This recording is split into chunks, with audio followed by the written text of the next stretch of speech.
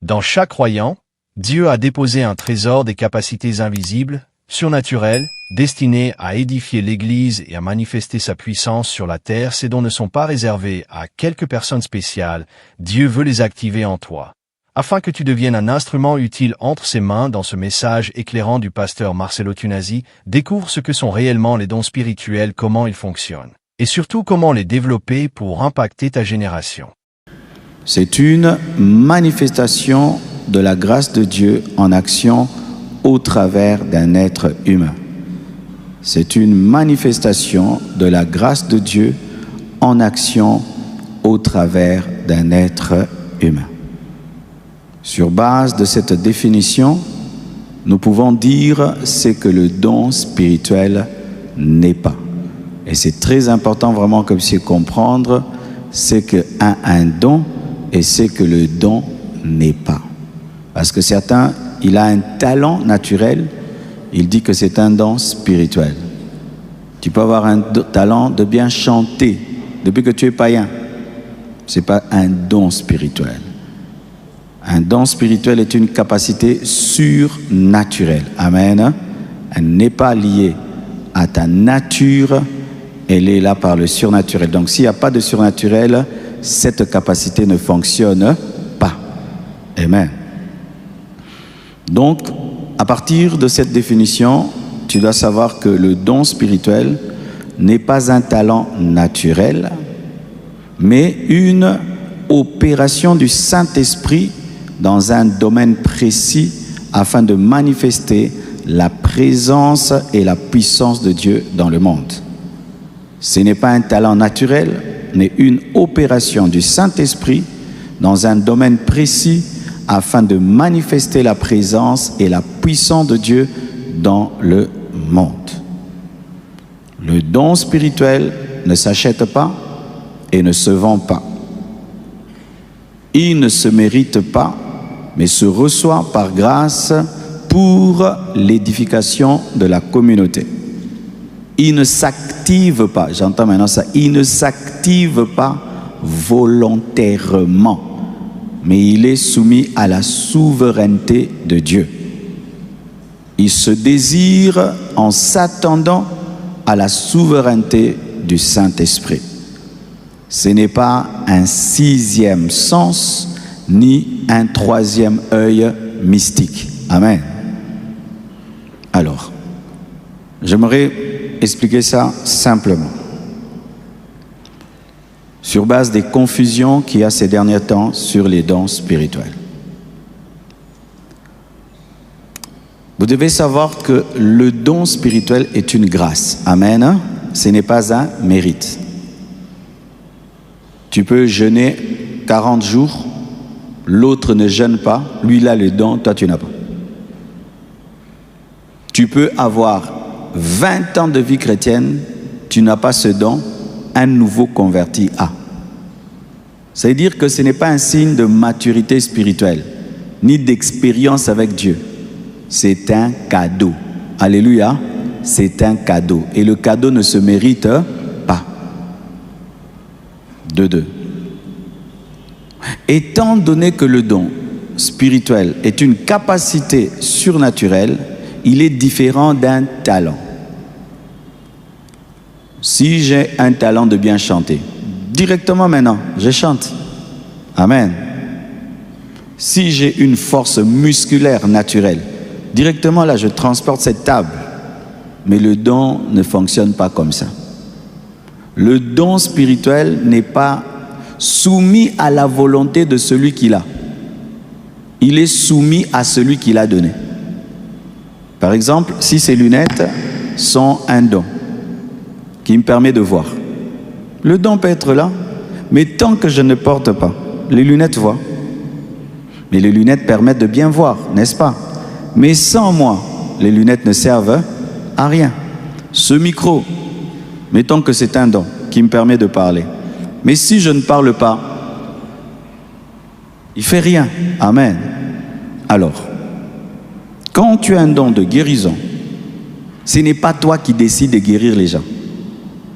Quand tu as un don de prophétie, ce n'est pas toi qui décides de prophétiser. Quand tu as un don de parole de connaissance, ce n'est pas toi qui décides de donner des paroles de connaissance. Amen, hein?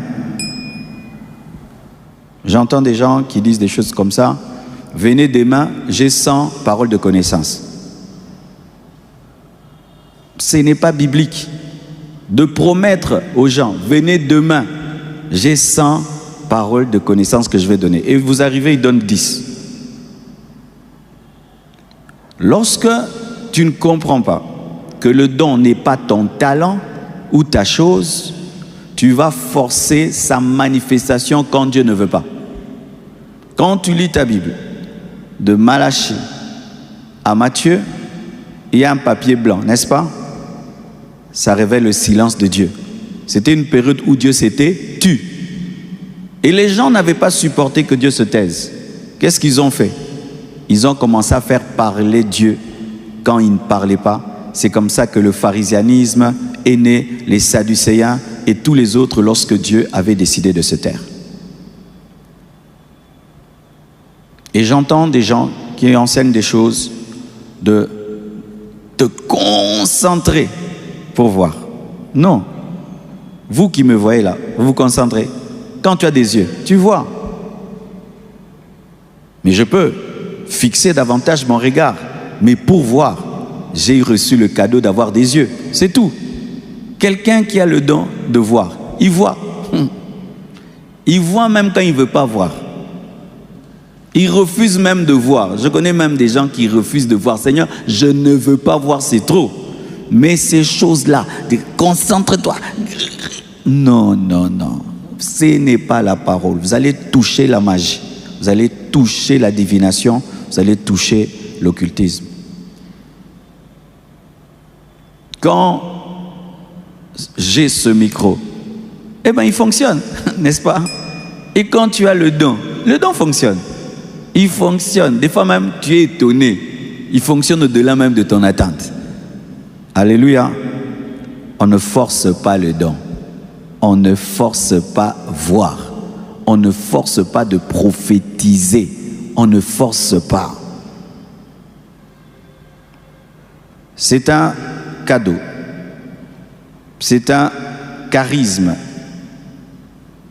qui ne dépend pas de ta maturité, mais qui dépend de la grâce de Dieu. Ce qui fait que tu ne peux pas t'enfler d'avoir un don. Celui qui est orgueilleux d'un don est comme un beau bébé. Un bébé, il naît beau. Il n'a rien fait pour être beau, il est beau. C'est tout. Le don est un cadeau qui doit t'humilier au lieu de t'enfler. Ne te sens jamais supérieur aux autres d'avoir un don. Ne te sens jamais supérieur. Je me souviens une fois, je suis allé dans un hôpital. J'ai trouvé une femme paralysée. J'ai prié pour elle. Elle a marché. Même moi qui ai prié, j'étais étonné. Même moi-même, j'étais étonné. Alléluia. Même moi-même, j'étais étonné. Il y a des gens qui viennent me voir. Pasteur, tu vois quand tu as déclaré là, ma femme a accouché. Même moi-même, je suis étonné. Alléluia. Parce que ce n'est pas toi. Une fois que tu ne t'étonnes plus et tu te comportes comme c'est toi qui manipules la chose, ce n'est plus un don. C'est devenu un talent. Ça devient satanique. Ça devient de l'orgueil. Et là, Dieu n'est plus là. Alléluia. Je peux vous annoncer, demain, venez. Je vais guérir les malades. J'arrive là, Dieu ne guérit personne. Et je peux venir dans un culte comme une étude biblique. J'ai dit aujourd'hui, je serai calme. La gloire de Dieu est tombée. Alléluia. Parce que ce n'est pas toi, c'est Dieu. Si je décide de ne plus parler dans ce micro, même si c'est un micro cher, rien ne sortira. Le don demeure dépendant de celui qui l'a donné. Lorsqu'un don est coupé de Dieu et fonctionne sans Dieu, faites attention, le diable est entré là-bas. Amen. Parce que même dans le domaine du don, Dieu peut te dire, ne fais pas, ne dis pas. Un jour, un grand footballeur quitte son pays, il va chercher un homme de Dieu. Très loin, il prend un avion. Il arrive là, on le présente. Le premier jour, l'homme de Dieu ne prie pas pour lui. Le deuxième jour, il ne prie pas pour lui. Il se fâche.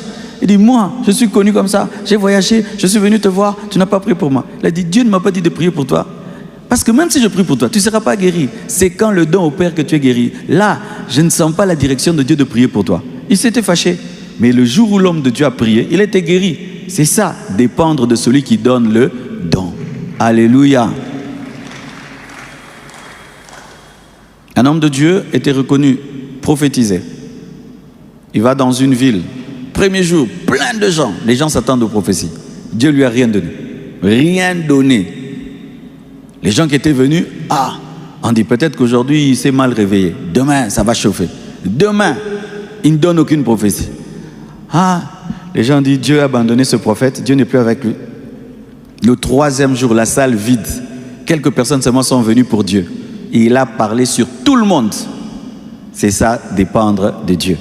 Parce que si tu t'enorgueillis d'être celui qui parle de la part de Dieu, tu parleras même le jour où Dieu n'a pas parlé, afin de confirmer que tu es prophète. C'est là que Satan entre. Satan entre dans les dons lorsque vous voulez les faire fonctionner quand Dieu ne veut pas qu'ils fonctionnent. C'est pourquoi veillez à ce que personne ne vous enfle d'opérer dans un don. Une fois que l'orgueil entre d'opérer dans un don, Satan va entrer en toi, parce que le jour où Dieu ne voudra pas faire, tu vas forcer qu'il fasse. Soit tu vas faire des fausses prophéties, des faux miracles, tu vas inventer, tu vas créer, alors que Dieu n'a pas fait. Jésus, malgré son don de guérison et de miracles, il y a des endroits où il n'a pas fait des miracles et des guérisons, parce qu'il n'y avait pas la foi. Amen. Il y a des endroits où Dieu n'a pas agi, parce qu'il y avait le péché. Le don, ce n'est pas que ça doit toujours... Non, ça dépend de Dieu. Dieu qui a une personnalité, Dieu qui a une volonté, Dieu qui a un plan, Dieu qui a un calendrier. Alléluia. Alléluia. Quand tu penses que le don est un talent, tu vas t'enfler. Quand j'ai le talent de jouer au football, je me sens supérieur à toi qui ne sais pas jouer. Mais le don, ce n'est pas un talent naturel. C'est une grâce. Et Dieu peut te retirer ça. Et Dieu peut retirer ça. Dieu peut te retirer. Même si on dit que Dieu ne se répand pas des dons, nous voyons des gens qui ont fini par ne plus être utilisés par Dieu, par orgueil, par le péché, par la déconnexion à celui qui leur avait donné. Samson, il avait un don de miracle. Lui, son miracle, c'était dans la force. Mais quand il s'est déconnecté de Dieu, ça n'a plus opéré. Amen, hein? Dis à ton voisin, ce n'est pas pour toi. Alors le don est pour qui? Le don est à Dieu et le don est à nous. Je répète, le don spirituel est à Dieu et il est à nous. Dieu, quand il te donne un don, c'est son don qui te donne, mais pas pour toi, mais pour les autres. C'est-à-dire que c'est le don du corps du Christ. Donc tu ne peux pas t'enfler d'un don et demander au corps du Christ de te supplier pour opérer dans le don, et demander au corps du Christ de te payer pour opérer dans le don, parce que ce n'est pas ton don, c'est le don du corps du Christ.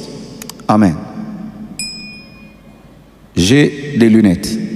Ces lunettes sont à qui? C'est seulement pour la tête? C'est seulement pour les yeux? Ces lunettes sont aussi pour la main, n'est-ce pas? Ces lunettes sont aussi pour les pieds, n'est-ce pas? Mais la tête tient les lunettes pour tout le corps. Si la tête dit que non, ce sont mes lunettes, vous n'y touchez pas. Eh bien, quand je vais déposer les lunettes la nuit, parce que la nuit je ne porte pas les lunettes, quand demain la tête voudra porter les lunettes, est-ce que les mains vont l'aider? Tête, maintenant porte toi-même. Il faudrait qu'aussi les mains puissent venir pour que les lunettes les portent. Pourquoi? Ce sont les lunettes et de la main et des yeux, de la tête, des pieds et de tout le monde.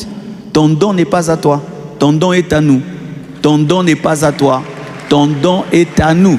C'est pourquoi tu ne peux pas venir fièrement dans l'église à cause de ton don. Tu veux qu'on te célèbre, qu'on t'adore, qu'on te traite d'une certaine manière parce que tu as le don. Non, c'est à nous tous. Et j'ai connu ça. J'étais dans une assemblée, il y avait une sœur, elle avait un don de prophétie réel et vrai. Alors qu'est-ce qui se passait? L'église commençait à tourner autour d'elle. Si elle ne vient pas au culte, c'est comme si Dieu n'est pas là. Eh bien, elle a commencé à nous faire voir de toutes les couleurs. Elle venait en retard nanko, il fallait qu'on la supplie. S'il a un mot de tête, elle ne vient pas. Tout le monde doit la chercher et puis la supplier de venir. Il fallait lui offrir des cadeaux. Jusqu'à ce qu'un esprit de mensonge est entré en elle. Frère, vous faites trop de bruit à votre caméra. Jusqu'à ce qu'elle a commencé à donner des fausses prophéties, des fausses paroles de connaissance. Au début, c'était Dieu, mais lorsque l'orgueil est entré, elle a dévié. Ne te sens jamais supérieur aux autres quand tu as un don et ne te comporte jamais comme si c'était ton don. C'est notre don à tous. Amen. Alors, je vais parler de chaque don et parler de l'éthique dans l'exercice de chaque don. Commençons par la parole de sagesse et par les 3 dons de révélation. Il y a 3 dons de révélation: la parole de sagesse, la parole de connaissance, le discernement des esprits. Les 3 dons de révélation sont des dons qui permettent à Dieu de montrer. Amen. Ce sont des dons qui te permettent de voir ce que Dieu montre. Ce sont des dons qui te permettent de voir ce que Dieu montre. Ce sont des dons de révélation. Amen. La parole de sagesse. La parole de sagesse est une révélation surnaturelle d'une solution divine ou d'une stratégie pour une situation présente ou future. Je répète, c'est la révélation surnaturelle d'une solution divine ou d'une stratégie pour une situation présente ou future. C'est la sagesse de Dieu révélée au moment précis. Exemple, Salomon. Salomon, 2 femmes qui se chamaillent, un enfant. C'est mon enfant, c'est mon enfant. Il n'y a pas de test d'ADN. Comment tu vas savoir que c'est l'enfant de tel? Il a reçu une parole de sagesse. Donnez-moi l'enfant, coupez-le en 2. On prend l'épée, on veut couper l'enfant. La vraie mère dit non, ne le tuez pas. La fausse mère dit tuez. C'est comme ça qu'il a révélé qui était la vraie mère. La sagesse même que Joseph a donnée au pharaon pendant le temps des vaches grasses, d'épargner pour les temps des vaches maigres. C'est une sagesse économique, une sagesse qui a opéré pour sauver économiquement une nation. Le don de parole de connaissance peut opérer même pour le Congo. Amen. C'est-à-dire, un homme de Dieu reçoit une sagesse pour la guerre. Par rapport à cette guerre, voici la sagesse de Dieu. Vous faites ce qu'il dit et vous avez la victoire. Le don de parole de sagesse, c'est aussi un don de stratégie. Mais c'est un don de stratégie pour le moment là. Amen. C'est-à-dire que tu as cette sagesse en ce moment-là qui traite un problème dans le présent ou dans le futur. Mais tu as cette sagesse en ce moment seulement là. Ce n'est pas que tu l'as en permanence. Non. Alléluia. La parole de sagesse, ce n'est pas une sagesse permanente. C'est une sagesse qui te vient à l'instant. Tu résous le problème, mais après, tu n'as pas ce niveau de sagesse. Alléluia. Mais tu peux être une personne déjà sage par l'expérience, mais qui reçoit aussi des paroles de sagesse. Amen. Il y a cela.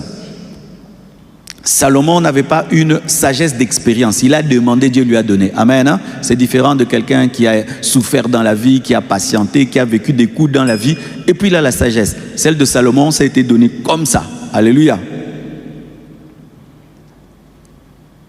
Alors, voici une erreur à éviter. Dans le domaine de l'éthique, dans la parole de sagesse, il ne faut pas confondre la sagesse humaine et la sagesse de Dieu. Il ne faut pas confondre ta sagesse et la sagesse don. Amen. Alors voici comment tu peux faire. Si tu as un don de parole de sagesse, le jour où ça opère, tu dis Dieu m'a dit, fais ceci. Les jours où Dieu ne te dit pas, dit à mon avis. Amen. Hein? Moi je te dis. Mais il ne faut pas toujours dire que c'est Dieu. Non. Tu peux venir dans mon bureau. Tu me poses une question. Avec les expériences que j'ai dans la vie, je peux te donner un conseil. Frère, fais ça, fais ça. Tu vas et puis tu vois la main de Dieu. Là, ce n'est pas le don qui a fonctionné. Là, c'est l'expérience qui a fonctionné. Alléluia. Mais des fois, si tu peux venir, tu me poses un problème.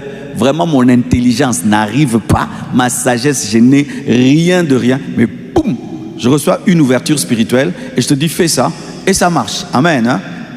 Donc, ne tombe pas dans le piège et dans l'orgueil de croire que c'est ta sagesse. C'est la sagesse de Dieu qui t'est prêtée pour ce moment-là. Amen.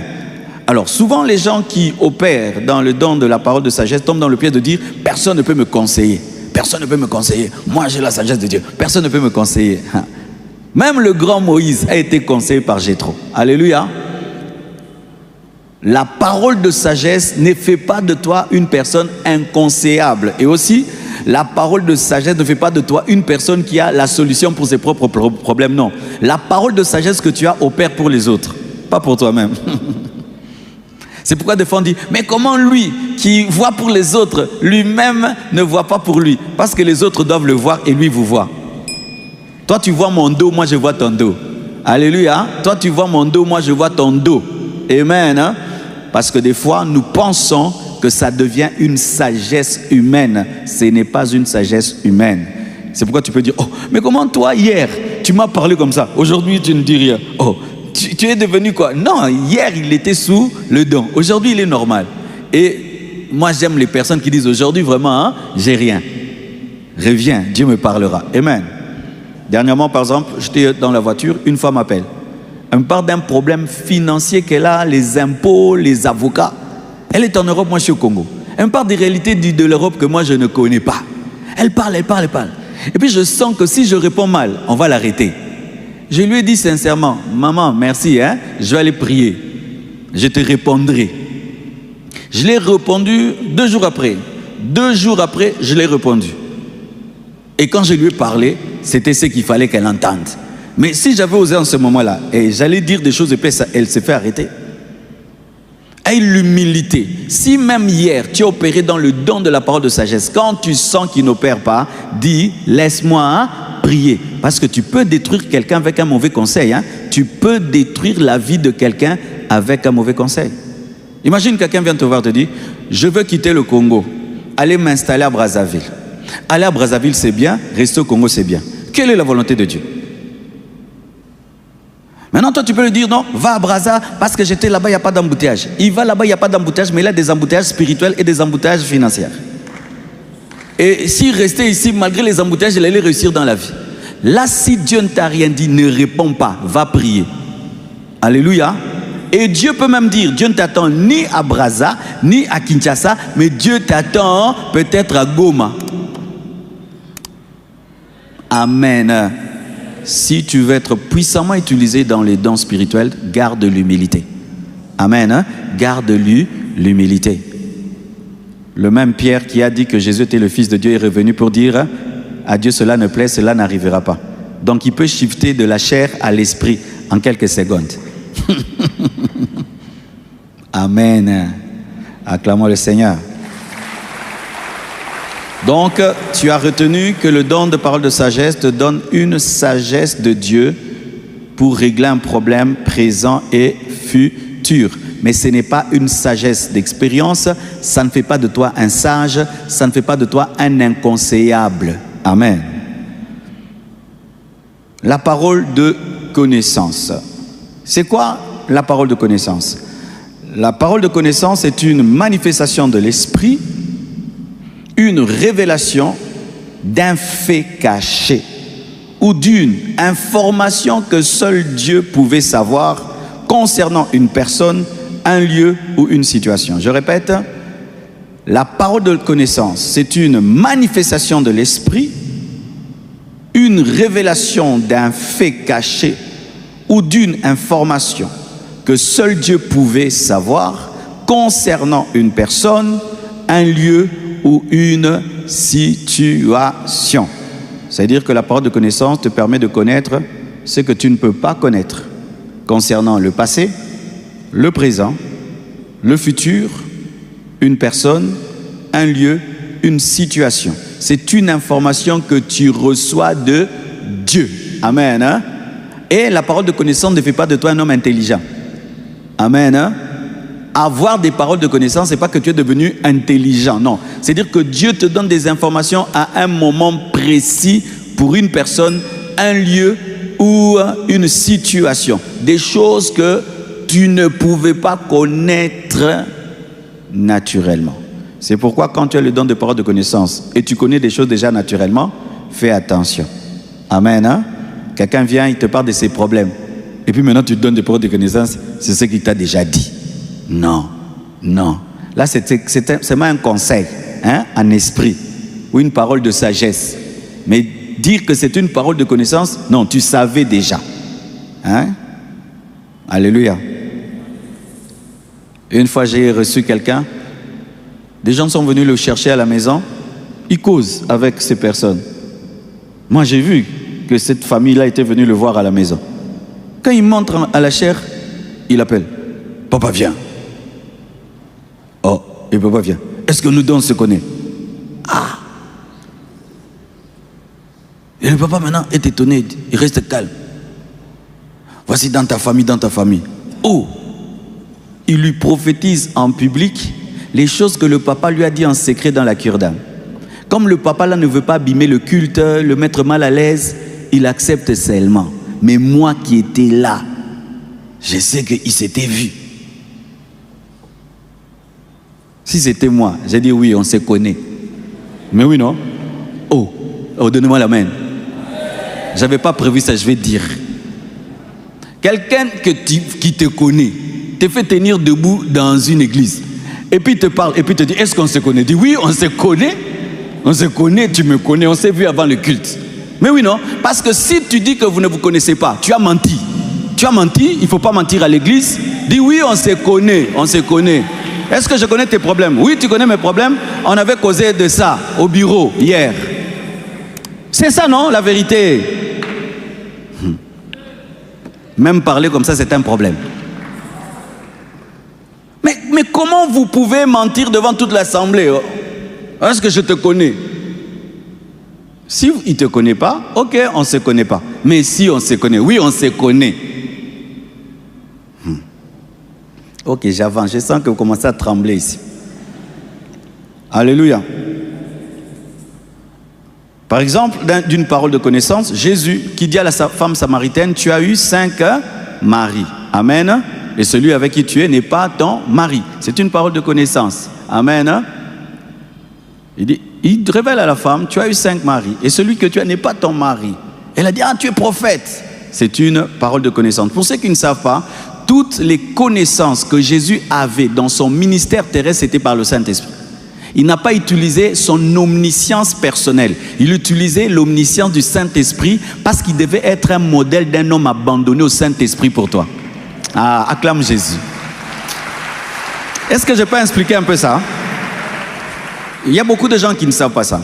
Quand on dit que Jésus s'est dépouillé de sa divinité, c'est-à-dire quand il est venu sur la terre, Jésus n'avait rien utilisé de sa divinité. Vous savez ça? Rien. Tous les miracles qu'il a fait, il n'a pas utilisé sa divinité. Toutes les révélations qu'il a données, il n'a pas utilisé sa divinité. Il a utilisé la divinité du Saint-Esprit. Parce que s'il utilisait sa propre divinité, en quoi il serait un modèle pour toi qui doit dépendre du Saint-Esprit?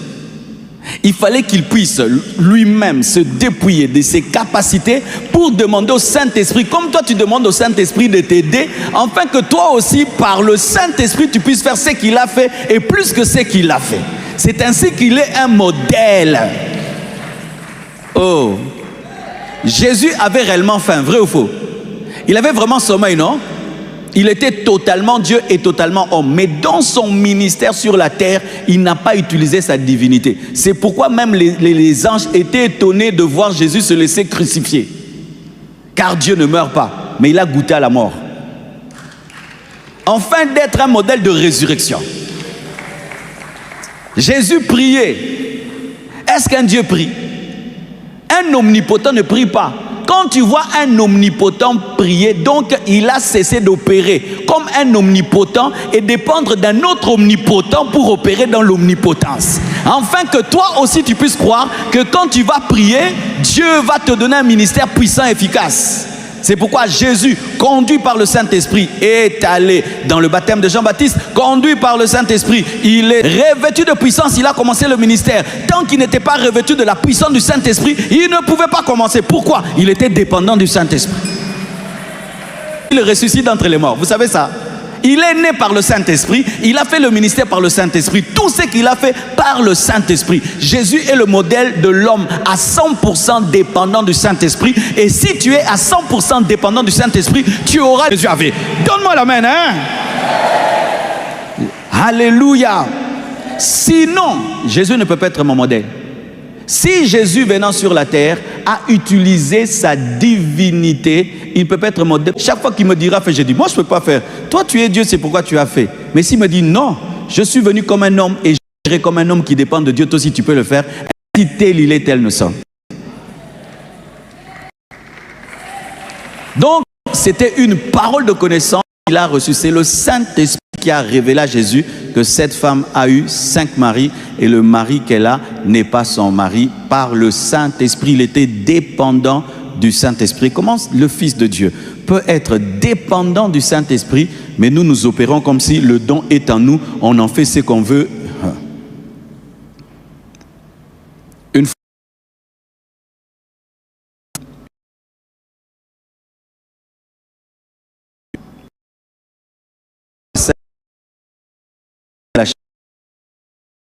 on devait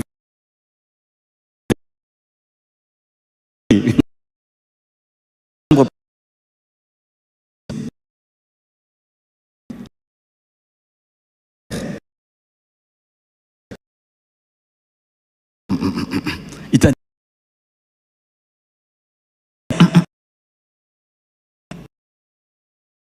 dit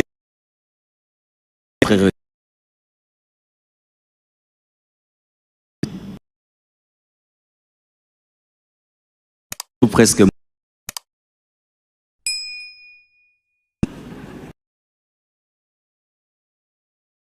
Il a sommeil, il est fatigué, KO. Et puis il m'a dit, toi, tu seras diacre. Et j'ai fait, parce que moi-même, Dieu m'avait déjà parlé de ma vie. J'ai dit, quand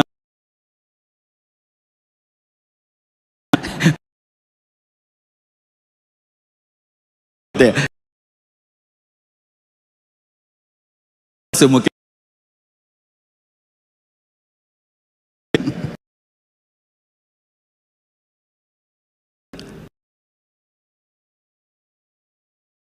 Sur les... Mais les...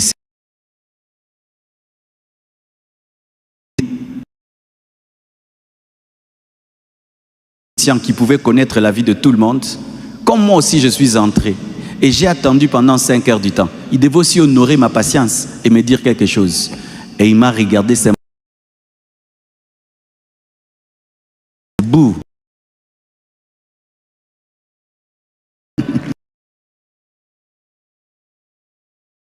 Si je... Il a connaître toi-même. Cherche à connaître toi-même ta destinée. Le jour où le prophète est en esprit, il dit, tu dis Amen. Le jour qui n'est pas en esprit, tu dis Té, lélo pardon, lélo té, le big solo té. Oui. Et j'avais 16 ans, 17 ans. Mais j'avais déjà la révélation de qui j'allais être. C'est pourquoi je ne crois pas que dans le Nouveau Testament, on peut mettre quelqu'un dans un bureau et toute une église va là-bas. Yo, boy. Ce n'est pas le Nouveau Testament. Dans le Nouveau Testament, nous tous, nous avons le Saint-Esprit. C'est le prophète qui vient vers toi te dire. Mais toi, tu ne vas pas dans une chambre là. Toi. Et puis avant d'entrer, il faut mettre l'offrande. Ce n'est pas la Bible. Ce n'est pas la Bible. Ou avant d'entrer, d'abord, vous tous, vous allez là-bas. 2, vous devez donner l'argent au secrétariat pour entrer. Vous devez donner l'argent au secrétariat pour entrer. Non. Ce n'est pas le Nouveau Testament. Ce n'est pas la Nouvelle Alliance. Mais bizarrement, lorsque tu veux sortir les gens de l'esclavage, ils te combattent. Moi, je n'ai jamais compris ça. On veut vous délivrer pour vous amener dans le Nouveau Testament. Vous voulez seulement l'Ancien Testament. Et même dans l'Ancien Testament, il était interdit aux prophètes d'être cupides. Amen, hein? Alors, pour la parole de connaissance, voici l'erreur qu'il faut éviter. Utilisez cette révélation pour humilier les gens, exposer les gens, au lieu de les restaurer. Quand est-ce qu'on expose quelqu'un avec une parole de connaissance? C'est lorsqu'il s'entête. C'est-à-dire, on te parle au bureau, tu ne crois pas. On te parle même en parabole, tu ne crois pas. On fait des réunions, tu ne crois pas. Alors un jour, on sort ça, parce que ton péché commence à contaminer l'église et commence à détruire l'église. Où Dieu maintenant doit te frapper publiquement, même pas parce qu'il ne t'aime pas, parce qu'il t'aime tellement. Il doit taper fort. Mais ce n'est pas tout le temps. Viens, on montre les choses Non, surtout en ce temps-ci où nous avons des télévisions, nous avons des caméras. Le don de parole de connaissance, quand il révèle des choses humiliantes, des choses sales, il faut l'exercer en secret. Mais s'il révèle quelque chose, Dieu me dit, frère, toi tu iras à Brazzaville, et là-bas tu auras une grande église. Ah, ça c'est bon, amen. Hein? Quand tu sors même fièrement, vrai ou faux? Mais si je dis, frère, hier, tu es tombé avec une sœur, tu es tombé dans ceci, cela. La sœur là n'est même pas ici. Elle est à la maison. Vous imaginez ça? Non. La parole de connaissance, ce n'est pas pour ça. Et la parole de connaissance, il ne faut pas l'exercer dans un esprit de compétition. J'étais dans des endroits où le premier prophète monte. Il donne des paroles de connaissance avec un peu de détails. Celui qui va monter le deuxième là, il voudra monter. Lui doit donner même la couleur de tes chaussettes afin de montrer que lui il est plus grand. Une fois qu'il y a un esprit de compétition dans les dons, les esprits impurs entrent. Donc tous les dons, ne faites jamais la compétition des dons. Quand on fait la compétition des dons, le don devient un talent naturel.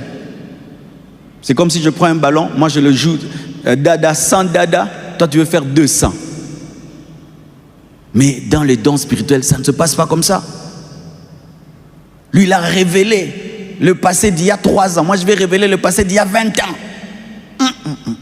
La chair, les esprits mauvais vont entrer. Des puissances sataniques, des rivalités, des compétitions vont entrer. Quand seulement on commence à utiliser la parole de connaissance dans un esprit de compétition, de rivalité, le Saint-Esprit est attristé. Le Saint-Esprit est attristé parce que le Saint-Esprit ne donne pas le don pour glorifier un homme, pour qu'un homme dépasse un autre, pour qu'un homme prouve à un autre et démontre à un autre que lui.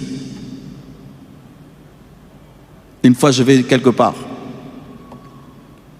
Le prophète monte. Il veut humilier un autre prophète. Vous savez ce qu'il fait? Il prophétise sa femme. Il dit, d'ailleurs, comme je dis là, ta 3e dent là-bas est pourrie. Ouvre la bouche. Dinda. Tout le monde crie. Vous voyez ça? Donc le Saint-Esprit me oint pour humilier la femme de quelqu'un d'autre et dire à tout le monde qu'elle a une carie dentaire. Et les gens, waouh, comme il y a toujours des fans, il y a toujours des bébés et des païens chrétiens qui acclament des bêtises. C'est vous qui encouragez les gens dans des bêtises, qui acclament des choses qu'on n'acclame pas, qui glorifient des choses qu'on ne glorifie pas. Il est temps qu'il y ait des chrétiens qui disent non, ça ce n'est pas de Dieu, arrêtez ça, tu te lèves, tu pars, pour montrer l'indignation spirituelle, parce qu'on commence à jouer avec les dons de Dieu. Ou même quand tu pries là, tu es en train de dire Seigneur, comme l'autre a prêché, il n'a rien vu. Moi, quand je vais montrer que je vois les jeunes gens, des choses que vous faites. Depuis quand le ministère est devenu une rivalité, une guerre? Depuis quand? Depuis quand servir Dieu est devenu se faire voir? Depuis quand servir Dieu est devenu prouver à quelqu'un, montrer à quelqu'un, dépasser quelqu'un? Depuis quand? Cette manière de servir Dieu est charnelle et démoniaque. Elle ne convertit pas les âmes. Purifiez vos motivations. Purifiez vos motivations. Des gens qui vont jeûner, prier. Tu penses que dans son cœur, c'est pour la gloire de Dieu? Non, c'est seulement pour lui. Dépasser quelqu'un, prouver à quelqu'un, voir des choses, montrer que quand c'était mon tour, quand je suis passé là-bas, c'était ceci. Ah bon? Et Dieu qui est au ciel, vous ne le craignez plus? Qui vous récompensera au dernier jour? L'église qui vous acclame, les gens qui vous acclament, ou Dieu qui lit dans les cœurs les motivations? On a oublié Dieu, le juste juge qui sonde les cœurs. C'est comme ça, beaucoup de jeunes, tu as une mauvaise motivation dans le désir de prophétiser et d'avoir des paroles de connaissance, et Dieu refuse de te donner ça. Maintenant vous allez dans la magie, vous commencez à prier avec des bougies, vous commencez à prier avec des huiles démoniaques, vous commencez à faire des prières sataniques, vous commencez à porter des habits démoniaques. Pourquoi? Parce que Dieu qui sonde les cœurs et les reins sait que toi tu ne cherches pas pour sa gloire. Maintenant tu vas dans d'autres choses. Vous pensez que Dieu peut continuer à utiliser quelqu'un qui est en train d'utiliser le don pour sa propre gloire. Dieu, le Dieu qui s'attriste, le Dieu qui a frappé Uza, qui a touché l'arche. Sois heureux quand tu deviens orgueilleux, tu sens que Dieu arrête de t'utiliser, il t'a sauvé. Sois heureux lorsque tu t'enfles, tu sens que la grâce diminue. Sois heureux, Dieu t'aime, il veut que tu ailles au ciel. Mais lorsque malgré que tu t'enfles, Dieu continue à le faire. Fais attention, c'est un esprit d'égarement qui est sur toi. Les enfants qu'on aime, on les corrige. Quand on n'aime plus un enfant, on le laisse faire ce qu'il veut. Alléluia. Purifiez vos motivations. Vous voyez, tellement aujourd'hui, les gens regardent les films de Spider-Man, de quoi? Flash McQueen. Les gens veulent avoir des pouvoirs du feu qui sortent dans les mains ici, ici, des yeux ici, des oreilles ici. C'est devenu comme vous voulez vivre les films en live, dans ta propre vie maintenant. Le don spirituel, lorsqu'il n'est pas compris, il peut te conduire vers l'occulte. Parce que là-bas aussi, Satan a des choses qui ressemblent au don. Mais ce sont des démons qui te possèdent et qui te donnent des divinations. Alléluia. Lorsque tu as le don de parole de connaissance, ne te fais pas passer pour un omniscient. Ne donne pas aux gens l'impression que toi tu connais tout. Non. Aie l'humilité de dire aussi, je n'ai pas vu, je ne sais pas. Dieu ne m'a pas dit. Élisée n'avait pas vu la mort de l'enfant de la Sunamite. Alléluia. L'humilité. Parce que quand tu as le don de parole de connaissance, les ignorants vont commencer à te traiter comme un omniscient. Mais toi qui connais Dieu et qui sais, il faut leur dire, ça, si Dieu me montre, je te dis, s'il ne me montre pas, je ne te dis pas. Et des fois, les autorités, c'est comme ça qu'elles égarent les gens qui ont des paroles de connaissance. Tu viens le voir, tu dis, non, Dieu me montre qu'il y a un combat dans ton travail, fais ça, il fait. Demain, maintenant, il revient encore. Que tu puisses toujours dire, même quand Dieu n'a pas dit. C'est alors que là, tu commences à forcer. Garde l'humilité de dire, Dieu m'a dit, Dieu ne m'a pas dit. Je ne connais pas tout, car nous connaissons en partie. Nous prophétisons en partie. Aussi, ne tombe pas dans le piège, quand tu as le don de parole de connaissance, de commencer maintenant à te renseigner sur les gens. Une fois, je reçois un prophète. Il prophétise mercredi. Plein de gens viennent. Jeudi, plein, vendredi. Et puis je vois un couple samedi venir me voir. Je dis quoi? Il dit, pasteur, tout ce qu'il dit, c'est nous qui lui disons. Je dis, oh, oui, il nous sonde sur l'église et nous on est étonnés, tout ce qu'on lui dit sur les fidèles, lui le dit. Par exemple, on peut venir dire, le papa là qui est devant toujours là, c'est que, ah, papa Moutamba, hein, c'est un papa bien dans l'église, hein, vraiment, hein, il fait ceci, cela, il retient. Et le papa là qui est toujours là, qui sourit là, qui dit amen tout le temps, hein, papa Jean-Marie, lui il était au début, hein, quand il va venir ici, je vois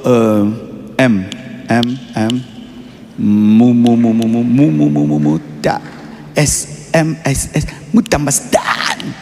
Papa Moutamba Tambata Bi. Oh Dieu, tu existais.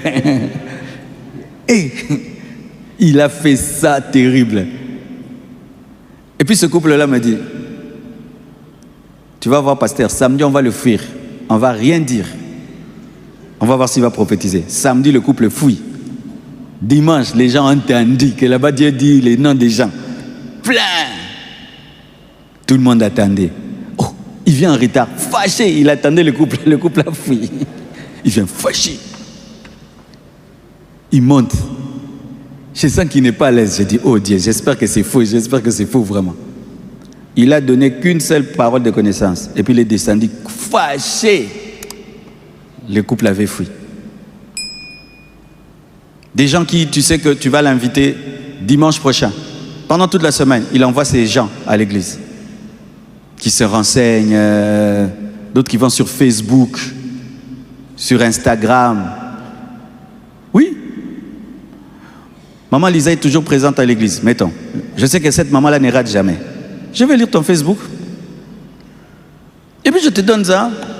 Comme vous ne pouvez pas imaginer que quelqu'un peut atteindre le niveau de mensonge de ce niveau-là. Vous pensez que c'est Dieu? Parce qu'il y a des gens qui sont des menteurs. Donc quand on dit menteur, hein, vraiment menteur. Ça existe. Banzambe, batalukuta bazar laka. Je m'en bopé ça n'a raison. C'est un péché d'aller consulter Facebook et prophétiser. C'est un péché d'envoyer des agents dans une église et prophétiser ce que tes gens ont envoyé. D'autres même payent les gens.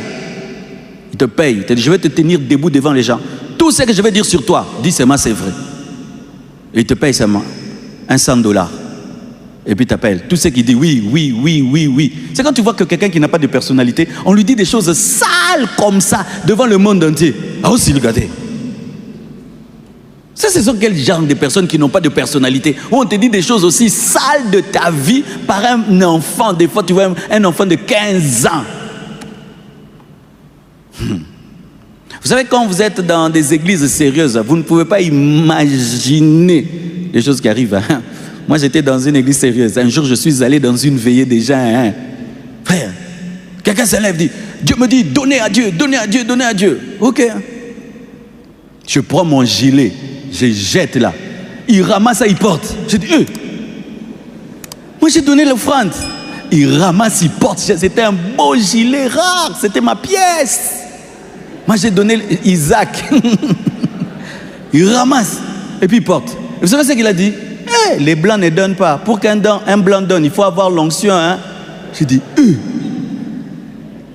Bazuinga Boye.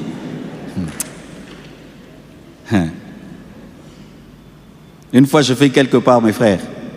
Quelqu'un me dit, viens. Je viens. Et puis il me dit, viens encore, je viens. Viens encore, je viens. Pousse-toi, je viens. Oh.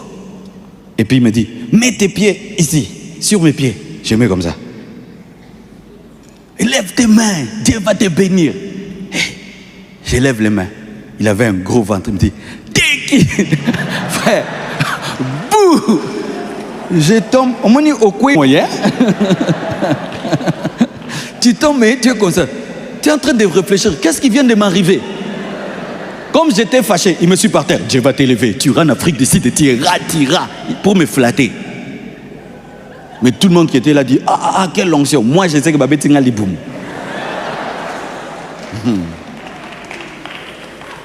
Au temps de la fin, si vous manquez de discernement, on va jouer avec vous.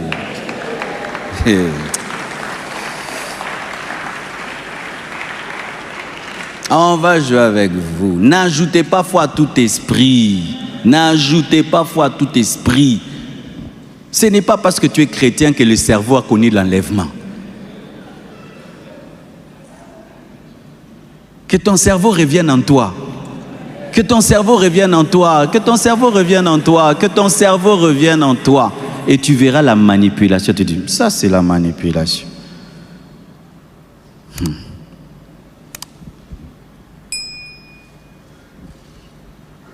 Ne tombe jamais dans les renseignements. Ne paye jamais quelqu'un. Ne tombe jamais dans l'occultisme, dans la manipulation, ni dans la divination. Parlons du troisième don de révélation, le discernement des esprits. Le don de discernement des esprits, c'est une manifestation du Saint-Esprit, une capacité surnaturelle qui te donne une capacité surnaturelle de reconnaître l'origine spirituelle d'une manifestation, si elle vient de Dieu, elle vient de l'homme, elle vient de Satan. C'est une manifestation du Saint-Esprit qui te permet de connaître l'esprit qui agit derrière une situation, une personne, même dans une circonstance, de discerner l'esprit qui est derrière. Une guerre peut commencer comme ça, tu discernes, c'est Dieu qui a permis. Tu discernes, ce sont les hommes. Tu discernes, ça c'est un esprit du diable. Quelqu'un peut prêcher, tu discernes, c'est le Saint-Esprit. Tu discernes, c'est lui-même. Tu discernes, c'est le diable. Tu peux entrer dans une maison, tu discernes l'esprit qui est dedans. Soit l'esprit de Dieu, soit l'esprit du diable. Alléluia. Ça te permet de connaître l'origine spirituelle des choses. Une fois, je prie pour un garçon, vraiment, les démons m'ont résisté. J'ai tout fait, le démon n'est pas parti. Et puis, l'Esprit de Dieu me dit, le problème, c'est au niveau de son nom. Et puis, je te demande, quel est ton nom? il avait un nom de fille. Et Dieu me dit, change son nom à l'instant, donne-lui un nom de garçon. Je change son nom, je lui donne un nom de garçon, le démon est parti. C'était un don de discernement des esprits qui a opéré aussi avec une parole de connaissance pour la délivrance de ce garçon, parce que les dons spirituels aussi fonctionnent ensemble. Amen. Hein? Il y a des gens, ils prient, mais ils ne connaissent pas la vraie source de son problème. Le don de discernement des esprits permet. Tu peux être en train de chasser les démons, peut-être que la personne là n'est pas possédée par un démon, est possédée par un esprit humain. Quand tu sais précisément l'esprit qui opère dans un endroit, tu le chasses avec plus d'efficacité. Alléluia. Mais sachez ceci, que le piège dans le don de discernement des esprits, c'est de tomber dans les soupçons. Tu commences à soupçonner le mal tout le temps. Il y a des gens qui soupçonnent trop le mal et ils pensent qu'ils ont le discernement des esprits. Ce n'est pas le discernement des esprits lorsque tu es dans les soupçons. C'est-à-dire tu cherches dans les autres seulement le mal. Quand tu es là par exemple dans ce culte, tu ne cherches que voir ce qui est satanique. Tu sais que si tu es dans ce culte pour chercher seulement ce qui est satanique, même ma main, tu vas dire que comment il fait comme ça, comment il fait comme ça, comment il fait comme ça. Pourquoi sa chaise est blanche et pourquoi la chaise comme ça, pourquoi tout est blanc. Tu vas nous donner la magie blanche ici. Pourquoi l'estrade est noire, une église les noirs, tu vois. Les gens qui ont les soupçons, ils voient le mal partout et ils opèrent dans la chair. Ils forcent connaître l'esprit qui opère dans un endroit, mais charnellement, et souvent vous tombez dans les soupçons. Et malheureusement, il y a des gens qui ont confirmé que d'autres personnes sont des sorcières, mais c'est par le soupçon. Vous savez, il y a des personnes qui ont des visages, tu le vois, la manière dont il est. Tu peux croire qu'il est sorcier, mais il n'est pas sorcier, c'est sa manière d'être. Alléluia. Alléluia. Hein, il y a des gens comme ça. Dernièrement, il y avait un frère, il avait vraiment des oreilles très larges et pointues comme ça. Tu vois, quand tu vois, tu te dis, ah, mais Dieu l'a créé avec des oreilles comme ça. Ce n'est pas la sorcellerie. Et beaucoup de gens le rejettent seulement à cause de ses oreilles. Parce que dans notre culture africaine, nous pensons que la sorcellerie, c'est quand on n'a pas un visage esthétique. Mais alors que les grands sorciers sont très beaux. Amen. Ne tombe pas dans la chasse aux sorcières, où tout le temps tu cherches le mal dans les autres, les démons dans les autres, Satan dans les autres, partout c'est satanique, c'est démoniaque, c'est satanique, c'est sorcellérique. Le don de discernement des esprits ne montre pas que le mal, il montre aussi le bien. Comme cette femme sunamite qui a discerné qu'Élisée était un saint homme de Dieu. Amen. C'est dur, on peut dire, ça c'était un faux serviteur de Dieu, mais toi tu as le discernement, c'est un vrai. Amen. Parce que certains pensent que le don de discernement des esprits ne vient que pour casser. Non, il vient aussi dire aux hommes la vérité et la lumière qui est sur quelqu'un que vous ne voyez pas. Voici l'agneau de Dieu. Amen. Les gens pensaient que Jésus était normal. Mais le discernement en Jean a révélé que cet homme n'est pas normal. Alléluia. Ça permet de savoir si les anges sont là, si les démons sont là, si les sorciers sont là, s'il y a l'onction qui est là, s'il y a un homme de Dieu qui est là, ou si c'est la chair, ou ce n'est que la pensée humaine. Quelqu'un peut me donner une prophétie? Tu sens que, au début c'est Dieu, à la fin ce n'est plus Dieu. Le discernement des esprits te permet de sentir quand est-ce qu'une personne peut shifter de l'esprit à la chair, de la chair à l'esprit. Dernièrement, je pose une question à un enfant. Au début, il a répondu par l'esprit. À la fin, c'était l'enfance qui a parlé. Alléluia. Donc ça te permet de savoir quand c'est Dieu, quand c'est Satan, quand c'est l'homme. Pas seulement Satan, pas seulement l'homme, pas seulement Dieu. Les trois. Acclamons le Seigneur. Parce qu'on parle de discernement des esprits. Esprit au pluriel. Amen. Parlons des dons de puissance. Les dons de puissance manifestent ce que Dieu fait. Les dons de révélation manifestent ce que Dieu montre, mais les dons de puissance manifestent ce que Dieu fait. Amen. Parlons d'un don qui est souvent ignoré et mal compris, alors qu'il est parmi les plus grands dons. Parmi les plus grands dons spirituels, il y a ce don, la foi. On appelle aussi la foi spéciale. Qu'est-ce que le don de foi? Le don de foi est une manifestation du Saint-Esprit qui donne une foi surnaturelle, qui te permet de croire en l'impossible pour que tu voies des miracles se produire. C'est-à-dire que c'est la foi de Dieu qui t'est prêtée. Il y a deux sortes de foi. La foi active et la foi passive. La foi active, c'est celle que tu as pendant que j'enseigne, la foi grandit. La foi active, c'est celle qui vient quand tu lis les Écritures. La foi active, c'est celle qui vient par les expériences que tu as connues avec Dieu. Ce n'est pas un don de foi.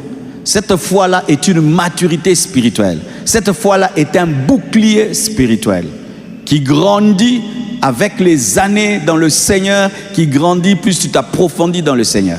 Mais la foi don spéciale, ce n'est pas une foi active. C'est une foi passive, c'est-à-dire qui n'a pas besoin de toi pour être là. C'est-à-dire que Dieu te donne cette foi en ce moment-là. Amen. On m'a raconté l'histoire d'une église aux Philippines. Un jour, un chrétien est poursuivi par des meurtriers. Ils étaient décidés de le tuer. Et il a couru, et ensuite il se retrouve devant la rivière, pas moins de la traverser. Il a eu la foi, il a marché sur l'eau et il a traversé. S'il osait revenir encore, on a ça là en mode des fois, il allait mourir de noyade. Une foi lui a été donnée pour sauver sa vie et il est passé. Mais quand les assaillants sont partis, pour traverser, il devait utiliser un bateau. Pour passer la foi, pour revenir le bateau. Alléluia. La foi passive, c'est une foi que Dieu te prête en ce moment-là pour un miracle. Après le miracle, elle n'est plus là. Tu opères dans l'ancienne foi, la foi active. Vous comprenez ce que je dis? Par ma foi active, je saisis la promesse de Dieu sur la guérison, j'impose les mains. Ça, ce n'est pas un don. Là, c'est l'appropriation des promesses de Dieu. Mais la foi passive, c'est-à-dire que moi-même là, je ne crois même pas que cela peut arriver, mais tout d'un coup je crois par l'esprit et je fais. Mais le lendemain, je ne sais pas faire. Il faut que cette même foi revienne encore. Je crois que Daniel avait cette foi dans la fosse au lion. On te jette dans la fosse au lion et tu crois que le lion ne te fera rien. Là, c'est la foi spéciale. Alléluia. Qui peut parmi nous ici entrer dans la fosse au lion et croire qu'il va en sortir? Lève la main. Je peux t'amener chez mon chien? Ah, acclamons le Seigneur. Vous voyez le frère là? Je lui dis que qui croit qu'il peut aller dans une fosse au lion? Il dit moi. Allez, ok, moi je ne t'amène même pas dans la fosse au lion. Je vais t'amener dans la cage de mon chien à pigeon. Il rigole. C'est tout ce qu'il a dit, les mangungu. Mais quand tu as la foi spéciale, tu n'as pas peur. Alléluia. Et ce don-là permet de guérir, de faire les miracles, d'opérer dans tous les autres dons. Alléluia. Peu de gens aspirent à ce don-là. Quand tu as ce don-là vient sur toi, tu n'as pas de doute. On te met un mort devant toi, pour toi il dort. Donc tu crois comme Dieu, tu as la foi de Dieu en ce moment-là. Mais si cette foi n'est pas là, n'ose pas faire ce que tu as fait hier, tu vas échouer. Alléluia. C'est pourquoi encore l'humilité. L'humilité. Amen.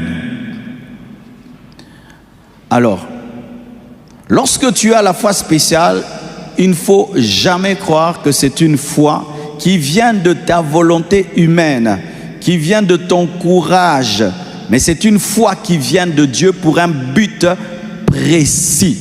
Mais si tu penses que ça vient de ta maturité, de ton courage, tu vas oser aujourd'hui ce que tu as osé hier, et la mer rouge qui s'était ouverte hier devant toi va se fermer et va te tuer. Amen. Hein? Dis à ton voisin, sois toujours humble. Acclamons le Seigneur. Parlons du don des guérisons. Le don des guérisons. C'est une capacité surnaturelle de guérir les malades par la puissance du Saint-Esprit. C'est une capacité surnaturelle de guérir les malades par la puissance du Saint-Esprit. Il y a deux manières de guérir les malades. Par la promesse de Dieu qui est donnée à tout le monde, vous imposerez les malades seront guéris. Tu n'as pas besoin d'un don pour guérir les malades sur base de cette promesse. Mais il y a aussi des gens qui, en plus de cette promesse d'imposer les mains qui est donnée à tout le monde, ont une onction spéciale pour guérir les malades. Amen. Hein? C'est-à-dire, lui, il opère dans deux dimensions, dans la dimension de la promesse, mais aussi dans la dimension de la grâce. Et il a plus de résultats. Amen. Hein? Il a plus de résultats. Mais quand il a plus de résultats par le don de guérison, ce n'est pas qu'il a une plus grande foi que les autres. Il a une plus grande grâce que les autres. Amen. Hein? Amen. Alors, par rapport au don de guérison, il ne faut pas tomber dans le piège de croire que tu détiens le pouvoir de guérir les gens. Même si la Bible dit « allez guérissez les malades », mais toi-même tu sais que tu ne les guéris pas. C'est pourquoi les grands évangélistes, chaque fois que les gens témoignent « tu m'as guéri », disent « Dieu est le guérisseur ». Amen. Hein? Lorsque tu as un don de guérison, tu commences à croire que c'est toi qui guéris les gens, Dieu va faire que tu aies les maladies que tu guéris. Comme ça, qu'on voie que tu n'as jamais guéri personne. Je répète, lorsque tu as un don de guérison et tu commences à prétendre que c'est toi qui as le pouvoir de guérir, Dieu fera que les malades que toi tu guéris, les maladies que toi tu guéris, puissent entrer dans ta chair et dans ton corps et que tu sois incapable de te guérir toi-même pour que les gens sachent que ça n'a jamais été toi. Dieu est jaloux de sa puissance. Dieu est jaloux de sa gloire et il ne donne sa gloire à personne. Tu fais une croisade d'évangélisation, les gens sont guéris, les gens crient « Oh, tu m'as guéri, grand homme de Dieu ». Rappelle toujours que ce n'est pas toi. Amen. Hein? Ce n'est pas toi. Tu peux prier, tu sens du feu qui sort dans tes mains. Des fois, tu sens un poids dans tes mains. Des fois, tu sais qu'il y aura quelque chose. Même si tu as su qu'il y aura quelque chose, même si tu sentais le feu, même si tu sentais un dégagement de toi, ce n'est pas toi. Amen. Hein? Ce n'est pas toi. Pour ceux qui ne savent pas, quand vous nous voyez ici, on opère dans la puissance et tout. Quand on rentre à la maison, on est KO. Hein? Moi, lundi, là, je dors. Tu es fatigué parce que pendant un temps, une force que tu n'as pas est venue sur toi. Tu as utilisé, tu as imposé les mains même à 300 personnes, 400, 1000 personnes. Là, tu es en transe, tu ne sens rien. Mais quand tu rentres à la maison, le vrai toi revient. KO. Tout le lundi là, je suis là, je dors, je mange, je mange. Mais quand quelqu'un voit mes vidéos dimanche, comment mais je sais que c'est pas moi. Parce que si tu me demandes de refaire ce que j'ai fait là, je ne saurais pas. Ça n'a jamais été toi. Amen. Hein? C'est pourquoi évitez des grands noms, le grand guérisseur, le grand de ceci. Ne faites pas ça, ça va s'arrêter. Tu veux mourir, Dieu t'utilise toujours, même dans ta vieillesse. Dis c'est Dieu, ça ne te tue pas. Amen. Hein?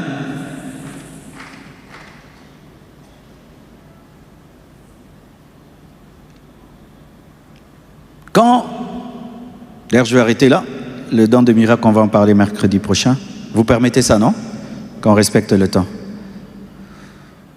Alors, lorsque tu ignores que c'est Dieu qui guérit les malades et ce n'est pas toi, et tu commences à montrer aux gens que c'est toi qui guéris, vous savez ce que Dieu va faire? Il ne va plus t'utiliser. Maintenant, tu as déjà appelé les gens, venez, je veux vous guérir, je veux vous guérir. Et maintenant tu sais que Dieu ne va pas le faire. Tu vas tomber dans le piège des faux miracles. Tu vas commencer à payer les gens pour qu'ils disent qu'il était paralytique, il a marché, mais il n'a jamais marché. Tu vas donner l'argent pour que quelqu'un dise qu'il était aveugle, mais il n'a jamais été aveugle. Tu vas donner l'argent pour que quelqu'un dise qu'il était sourd, qu'il n'a jamais été sourd. Et des fois, tu vois, les gens disent, tous ces paralytiques ont marché. 40 chaises, des chaises neuves, achetées dans le même magasin. Ah!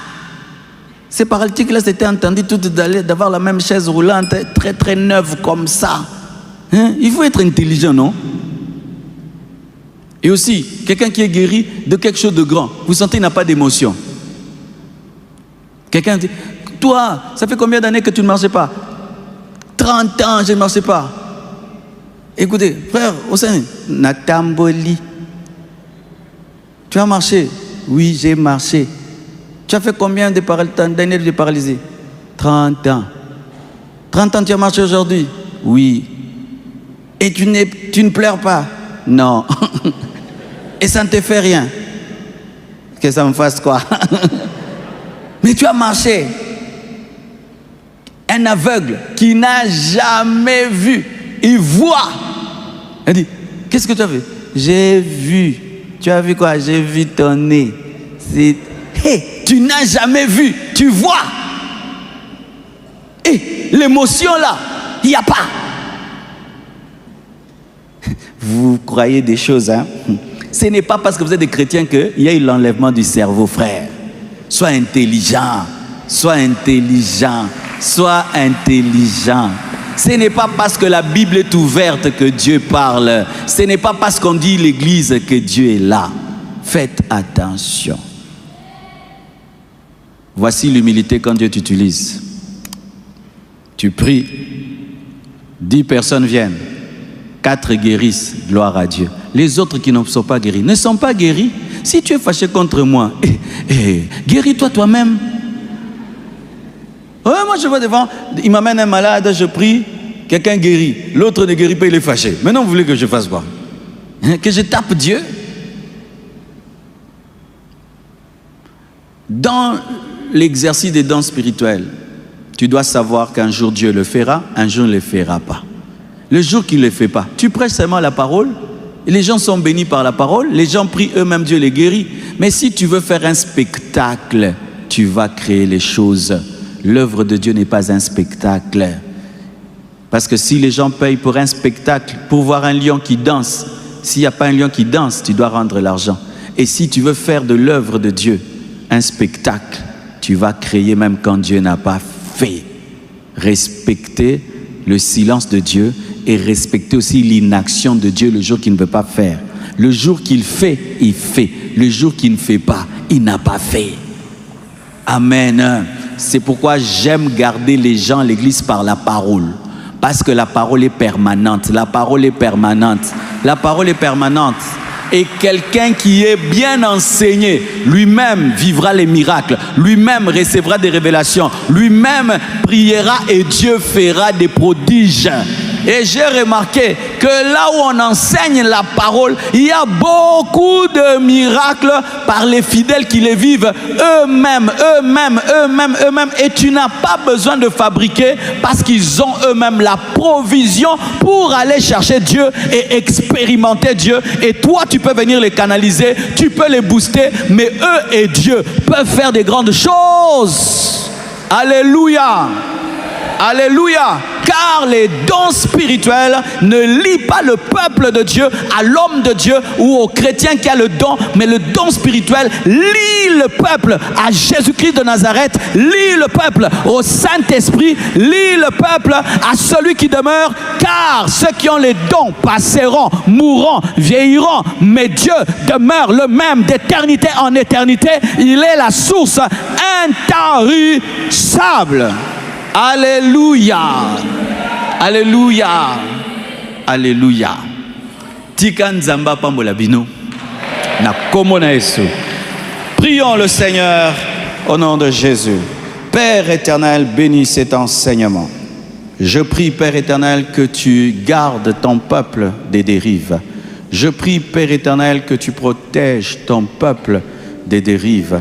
Je demande, Père éternel, mon Dieu, mon roi, que l'ennemi ne puisse pas perdre un seul d'entre eux. Et s'il y a au milieu de nous des gens qui sont dans ces fausses pratiques, Seigneur, je demande leur repentance. Je demande la repentance de quiconque est dans la fausseté. Quiconque ne respecte pas ta souveraineté, ne respecte pas ton silence. Nous voulons les vrais dons. Nous voulons la vraie prophétie. Nous voulons la vraie parole de connaissance. Nous voulons le vrai don de guérison. Nous voulons le vrai don de foi. Nous voulons le vrai don de discernement des esprits. Nous voulons la vraie parole de sagesse. Nous voulons la vraie parole de connaissance. Pas pour notre gloire, pour ta gloire et l'édification de l'Église. Au nom de Jésus. Amen.